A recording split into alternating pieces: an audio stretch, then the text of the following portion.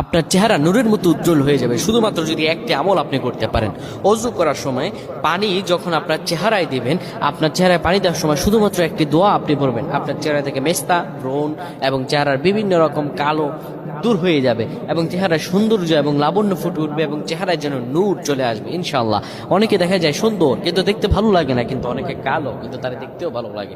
এটি হচ্ছে আল্লাহ তাআলার পক্ষ থেকে একটি রহম। চেহারা সৌন্দর্য বৃদ্ধি পাওয়া আল্লাহ তাআলা দোয়া কবুল করার মাধ্যম, চেহারা সৌন্দর্য বৃদ্ধি পাওয়া গুনাহ মাফ হয়েছে এটার মাধ্যম।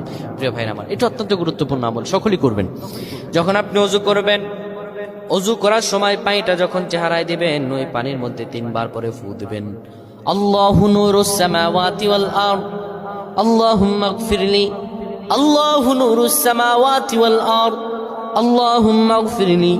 এই দোয়াটি 3 বার পরে সেই পানির মধ্যে ফু দিয়ে পানিটা চেহারার মধ্যে লাগাবেন। আমার আল্লাহ আপনার চেহারার